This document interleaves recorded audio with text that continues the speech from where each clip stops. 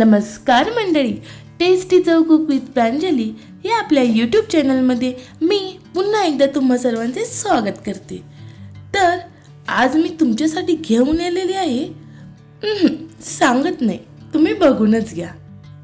बघितलं ना, असं झणझणीत अशी मटण थाळी, झणझणीत असा आपला तर्रीवाला मटणचा रस्सा आणि रसरशीत असं सुक्कं मटण। तर हे सर्व बघून तुमच्याही तोंडाला पाणी सुटले ना? अहो, का नाही सुटणार, आपलंच मटणची थाळी आहेच अशी। तर चला मग थोडाही वेळ वाया न घालवता आपण आपल्या रेसिपीला सुरुवात करूयात।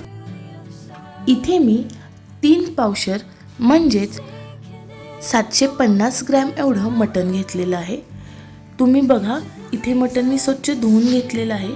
त्यामध्ये मी आपले 2 चमचे हळद आणि 2 ते 2.5 चमचे एवढे मीठ घालून घेत आहे। आणि आता हे आपण रेस्ट करण्यासाठी 10 ते 15 मिनिटं बाजूला ठेवूयात। मटण शिजवण्यासाठी इथे आपण 2 कांदे बारीक चिरून घेऊयात।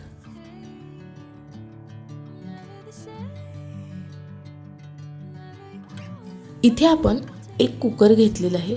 आपण मटण हे कुकरमध्ये शिजवणार आहोत, कारण मटण शिजायला ना थोडा वेळ लागतो। इथे मी कुकरमध्ये तेल घालून तेल थोडं गरम झाल्यानंतर त्यामध्ये 2 हिरव्या मिरच्या घातलेल्या आहेत। त्याचसोबत आपण बारीक चिरून घेतलेला कांदा। आता हे सर्व आपण 5 मिनिटं भाजून घेऊयात। जोपर्यंत आपला कांदा थोडा लालसर होत नाही तोपर्यंत आपण हे सर्व भाजून घेऊयात। इथे बघा, 5 मिनिटानंतर आपला कांदा लालसर झालेला आहे।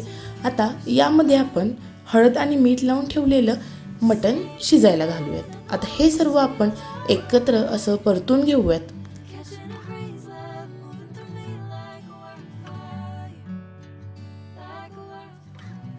आता कुकरमध्ये मटण घातल्यानंतर त्याला लगेच झाकण लावायचं नाही, तर आपण हे एक 15 मिनिटं ना वाफवून घ्यायचं आहे। असं कुकरवरती एक झाकण ठेवून त्यावरती थोडं पाणी घालून घ्यायचं, म्हणजे ते वाफून निघतं। तुम्ही इथे बघा, मी 10 ते 15 मिनिटं असं झाकण ठेवून त्यावर पाणी घालून मटण वाफवत ठेवलेलं होतं। आणि मटणाला आपल्याला मिठाचं आणि हळदीचं असं खूप छान पाणी सुटले। खरं तर ना, हे आळणी पाणी असतं, हे खूप छान लागतं। आता मी जे झाकणावरती पाणी ठेवलेलं होतं ते गरम झाले, तेच पाणी यामध्ये घालून घेते। तुम्ही इथे काळजी घ्या की आपण जे मटण शिजवणार आहोत त्यामध्ये फक्त तुम्ही गरम पाण्याचाच वापर कराल, कोणतंही गार पाणी तुम्ही घालणार नाही आहात। आता ते पाणी मी घातल्यानंतर आता परत एकदा झाकण ठेवून मी त्यामध्ये ग्लास भरून एवढं पाणी घालून ते परत वाफायला ठेवते। आता त्यानंतर 5 मिनिटानंतर तुम्ही बघा, आपण जे पाणी घातलं होतं त्याला अजून असं पाणी सुटलेलं आहे व त्यानंतर मी झाकणावरचं अजून यामध्ये पाणी घालून घेत आहे। आता एक 5 मिनिटं असंच ओपन ठेवून आपण हे शिजवून घेऊयात। व त्यामध्ये मी एक छोटं पातेलं एवढं पाणी घातलेलं आहे। तुम्हाला जेवढा रस्सा करायचा आहे तेवढं तुम्ही यामध्ये पाणी घाला, पण तेही गरम पाणी घालायचं आहे। आता आपण इथे कुकरचं झाकण लावून घेऊन बारीक गॅसवरती 2 शिट्टी आणि मोठा गॅस करून 1 शिट्टी अशा एकूण फक्त 3 शिट्ट्या करून घ्यायच्या आहेत। त्यामुळे आपलं मटण लगेच शिजतं। का तर आपण 15 ते 20 मिनिटं आपलं मटण ना छान असं वाफवून घेतलेलं होतं। तुम्ही इथे बघू शकता, आपलं मटण व्यवस्थित असं शिजलेलं आहे, जास्तही शिजलेलं नाही आहे आणि कमीही शिजलेलं नाही आहे। आपण जेव्हा कुकरवरती झाकण ठेवून मटण 15 ते 20 मिनिटं वाफवून घेतो ना, त्यामुळे ना आपला अळणी रस्सा ना असा घट्टसर आणि त्याला ना अशी वेगळीच छान टेस्ट येते। त्यामुळे जे आपण 15 ते 20 मिनिटं मटण वाफवून घेणार आहोत ती प्रोसेस अजिबात स्किप करू नका। आता इथे आपलं मटण व्यवस्थितरित्या शिजून झालेलं आहे, तर आपण आता मसाल्याच्या तयारीला लागूयात। इथे मी सुक्का मसाला बनवण्यासाठी 1 चमचा तीळ, 1 चमचा जिरे, 1 चमचा अख्खे धने, 1 चमचा मगजबी आणि 1 चमचा खसखस व त्याचप्रमाणे 2 ते 3 वेलची आणि 2 ते 3 लवंग घेऊन हे चांगलं सोनेरी रंगावरती आपण भाजून घ्यायचं आहे।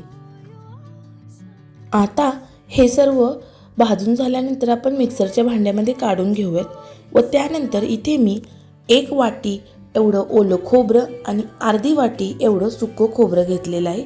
म्हणजेच ओल्या खोबऱ्याच्या निम्म्याने आपण सुकं खोबरं घ्यायचं आहे आणि तेही सर्व आपण आता भाजून घेऊयात. तुम्ही ते जास्त भाजायचं नाही आहे, त्याला असा घोळा घोळाच आपला सोनेरी रंग आला पाहिजे.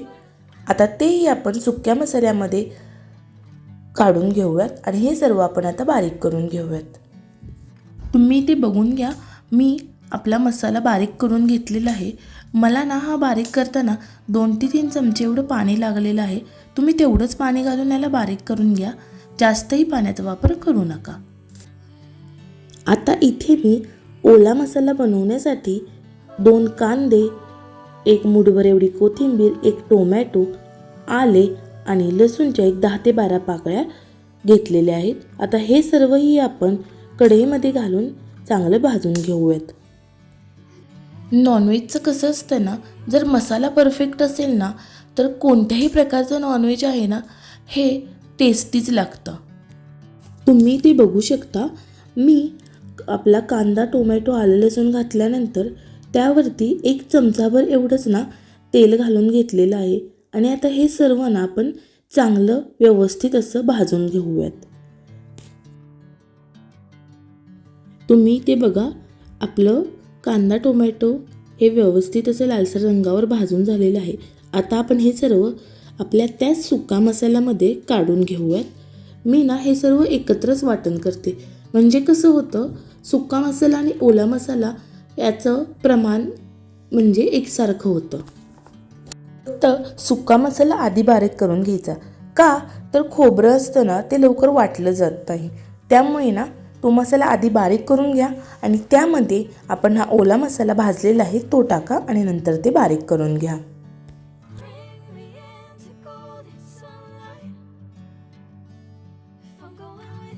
आता तुम्ही ते बघू शकता, आपलं वाटण इथे तयार आहे.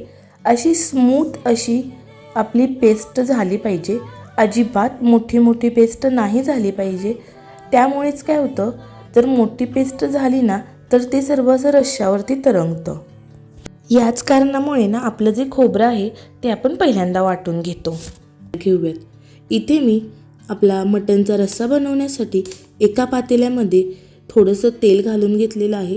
तेलाचा वापर नाही ते थोडं तुम्ही कमीच करा, कारण काय होतं ना, आळणीमध्ये पण म्हणजे आपण जे आळणी रस्सा करत असतो त्यामध्ये पण आपण तेलाने फोडणी देतो आणि आता रश्श्यामध्ये पण आपण तेलाचा वापर करतो. त्यामुळे रश्श्यामध्ये तेलाचा वापर करताना थोडा कमीच करा.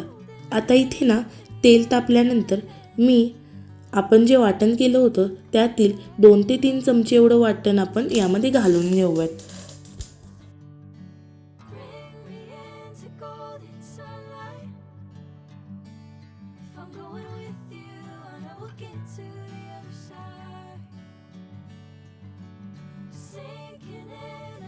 तुम्हाला जर रस्सा पातळ हवा असेल ना तर तुम्ही वाटणचे प्रमाण थोडं कमीही करू शकता, किंवा अजून घट्ट हवा असेल तर वाटणचे प्रमाण तुम्ही वाढवू शकता.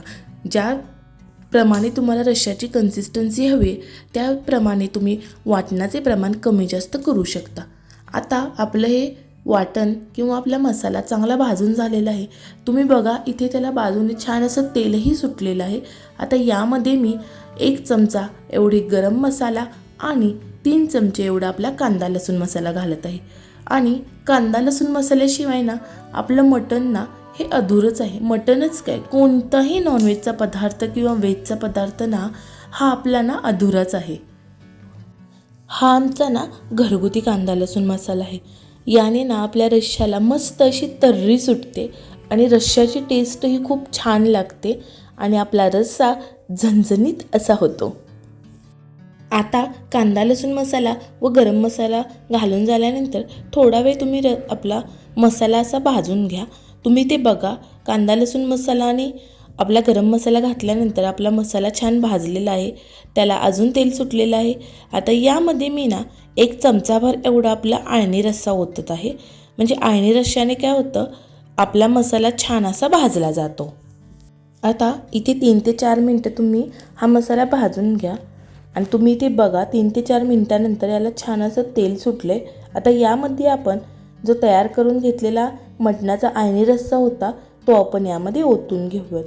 मस्त अशी इथे याला फोडणी बसलेली आहे, मस्त अशी तर्रीही सुटलेली आहे.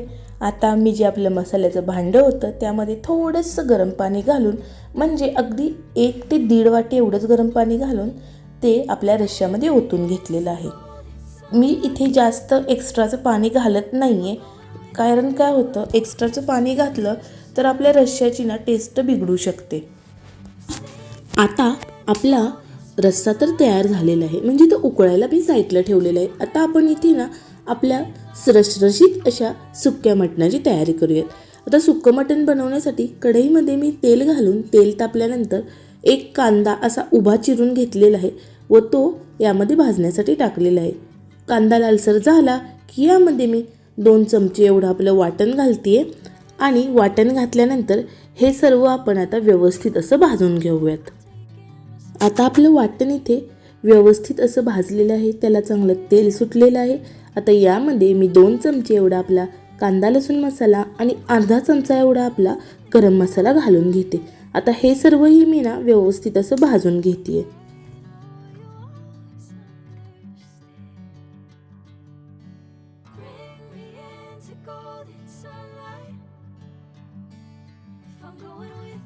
आता तुम्ही इथे बघा, कांदा लसूण मसाला आणि गरम मसाला घातल्यानंतर आपल्या मसाल्याला छान असं तेल सुटायला लागलेलं आहे. आता यामध्येच मी आपण जो रस्सा फोडणीला दिला होता मटणाचा, तो 1 ते 1.5 चमचे एवढा घालून घेते आणि परत याला छान असं भाजून घेते.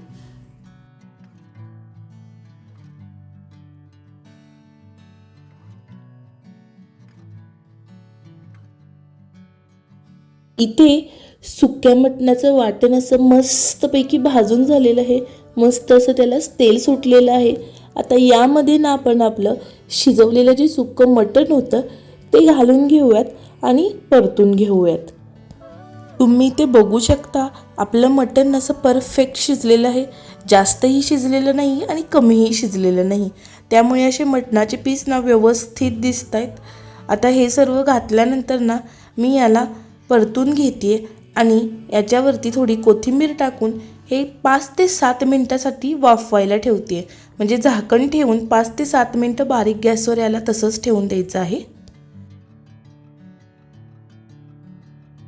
इथं आपलं सुक्कं मटण तयार होतंय, तोपर्यंत तुम्ही बघू शकता आपला रस्सा मस्त असा उकळलेला आहे आणि त्याला ना अशी छान अशी तर्रीही सुटलेली आहे. आता 5 ते 7 मिनटं झाली असतील मी रस्सा उकळायला ठेवला आहे. तुम्ही बघा किती मस्त असा याला कलर आलेला आहे आणि त्याचसोबत आपलं सुक्कं मटण इथे तयार झालेलं आहे. आपलं सुक्कं मटण किती छान आणि असं टेम्पटिंग दिसतंय. असं सुक्कं मटण आणि असा तर्रीवाला रस्सा बघून का कोणाच्या तोंडाला पाणी सुटणार नाही, हो ना? बघा इथे रस्सा आपला मस्त असा उकळतोय आणि मी आता तुम्हाला रस्स्याची कन्सिस्टन्सी दाखवते. बघा, आपला रस्सा जास्त घट्ट किंवा जास्त पातळ असा झालेला नाही, व्यवस्थित असा झालेला आहे. त्याला कलरही अगदी छान आलेला आहे. आता आपण गॅस बंद करून घेऊया.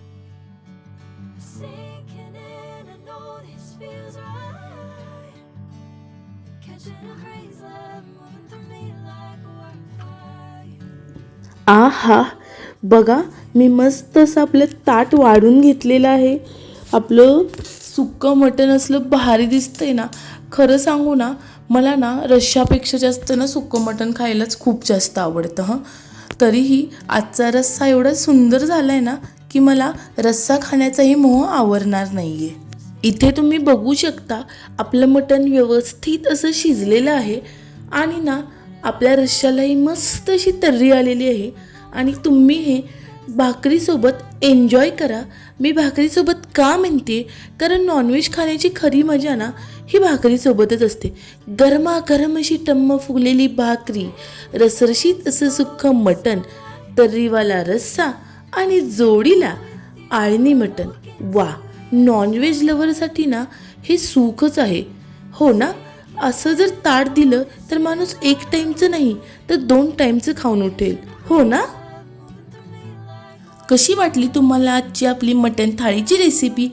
हे तुम्ही नक्की करून बघा आणि मला कमेंट करून सांगायला विसरू नका. आणि अशा झणझणीत आणि चमचमीत रेसिपीसाठी टेस्टी चव कुक विथ प्रांजली या आपल्या यूट्यूब चॅनलला सबस्क्राईब करायला विसरू नका.